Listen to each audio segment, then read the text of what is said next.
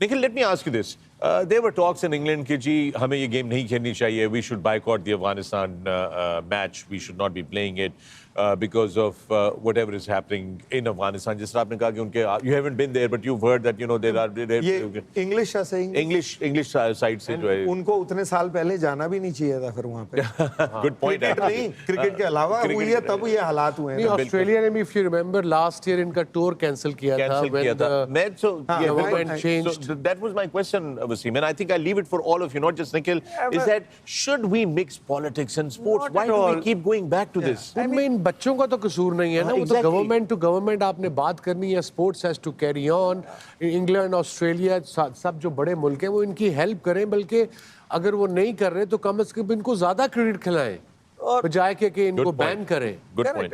Ban boycott कर दीजिए. इनके साथ हम मैच नहीं खेलते because girl education नहीं हो रही है, which I am all for. I mean we want that things should be war, but again this should be a political matter. It should be separated from this. It's very unfortunate. जो अजय मैंने कहा, it's sport is bringing everybody together. It's giving you hope. I mean, it's not your decision. You're part of the Champions Trophy. You're part of the ICC. If there's a tournament, you go out there and compete. It's not your decision. Why are you getting into politics? Like you saying, don't mix sport and politics. जो government You're giving hope to life. हैं गाय वो निखिल, वो इन लड़कों का कसूर थोड़ी है. ये थोड़ी डिसाइड कर सकते हैं कि क्या होना चाहिए, गवर्नमेंट ने क्या करना है. दे आर स्पोर्ट्समैन एंड बजाय कि उनको और सपोर्ट करें हम क्रिकेटिंग प्लेइंग नेशंस, उनको ज्यादा क्रिकेट दें.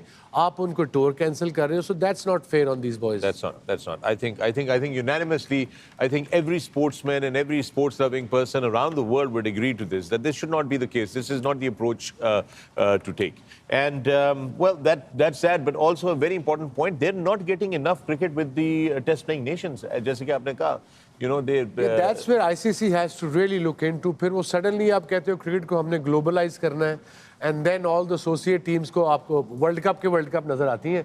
अफगानिस्तान फिर थोड़ा बहुत नजर आ जाता है once in a while, but they should be getting proper series, proper tours. एक उनका पूरा कैलेंडर बनना चाहिए, because क्रिकेट के ये जो अफगानिस्तान की टीम है, ये क्रिकेट में एक हीरे की तरह है. बिकॉज इनका टैलेंट, एक्साइटमेंट, इनकी will power, everything. And like Jaddu and I said कि ये पूरे मुल्क को, अफगानिस्तान को, they've been through a lot as a nation, has been going through a lot, so they उनको इकट्ठा करता, उनको थोड़ी सी खुशी देता है. So yes, ICC had to really step in to make sure Afghanistan and more associate countries फिर globalise game कैसे करेंगे और रूल आसान करें, बल्कि रूल आप मुश्किल ना करें, कॉम्प्लिकेशन ना डालें. आइडिया अगर आपने गेम को फॉर इंस्टेंस अमेरिकन को सिखानी है या जर्मन्स को सिखानी है, this game is complicated anyway. To anyway वो सडनली एक सुपर सब आ जाता है विचों. वो मुझे नहीं पता क्या है, तो आम बंदे को कैसे समझाएंगे. ये आईसीसी के अंडर आती है ना सारी लीग्स दुनिया की. तो ये आईसीसी ने आगे बताना है यार ये मुश्किल चीजें, रैंडम जो आइडिया आते हैं उनको साइड पे करो. Just make the game simple. I think FPT जो है फ्यूचर टॉप प्रोग्राम्स जब लास्ट बना था इस साइकिल का, वो पिछले वर्ल्ड कप से पहले था, 22 में या 22 के करीब बना था. तो उस वक्त शायद इस टीम की ये स्टैंडिंग नहीं थी. पिछले वर्ल्ड कप ने एक थोड़ा टर्न अराउंड किया है. तो नेक्स्ट एफपीटी जो आएगी उसके लिए मैं मानता हूं कि ये आज का मैच इतना इंपॉर्टेंट है इनके लिए, क्योंकि यही इनके पास they have to, because the last time they went out against England, ये जरा स्कोर कार्ड आपके सामने लेकर आते हैं. 2023 के वर्ल्ड कप का मैच था जहां पे the favorites of the World Cup, England, were defeated by Afghanistan. Take a look at that scorecard. Look at that. Incredible. 284 run बनाए, बट राइट साइड पे देखिए, I think the main stay वहाँ पे आपको राशिद ने जिस तरीके से वहाँ पे गेंदबाजी की है, मुजीब ने गेंदबाजी, स्पिन का देखिए, 8 विकेटें between the spinners. Nikhil because कि उन्होंने 284 की है, बैटिंग चली है तो बॉलिंग चली है. और विकेट का फर्क जो पड़ता है वो भी उस स्क्रीन में अगर दोबारा डालेंगे ना तो एक बड़ा अच्छी चीज है. दोबारा अगर वक्त मिले तो डलवाएं. ये जरा दोबारा लेकर आइएगा score card please. This is coming up again on your screen. Here we go. Left में मत देखिए, राइट पे देखिए. इंग्लैंड का जो बॉलर है ना, उधर भी एक नाम है राशिद.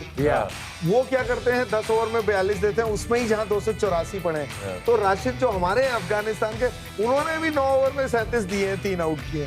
तो कंडीशंस जब हैं तो नंबर्स चेंज होते हैं, दोनों के लिए इक्वल होता है. लेकिन बल्लेबाजी जो पहले बात हुई, कि बल्लेबाजी में जब वो सक्सेसफुल होंगे तब जाके उनके गेंदबाज अपना काम कर देंगे।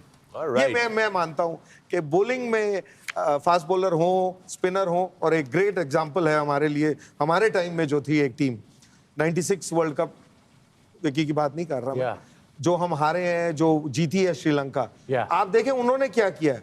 उन्होंने थोड़ी कोई फास्ट बॉलर्स लगा के उन्होंने उनके पास जो स्किल्स थी उसको कैसे यूटिलाइज करना है, तो सिर्फ एक ही अंदाज से सोचेंगे क्रिकेट में तो फिर आप किसी से पीछे रहते हैं। लेकिन आप अपनी स्किल पे अगर टीम बनाएं और खेलने की कोशिश करें तो एक श्रीलंका ने उस टाइम दिखाया है, और आई थिंक लास्ट टाइम जो अफगानिस्तान ने दिखाया है इंडिया में, कि वो अपने अंदाज से खेलें। और इस बार मेरे को जो दुख लग रहा है कि बल्लेबाजी बढ़ाते चलेंगे, गेंदबाजी कम कर रहे हैं। All right.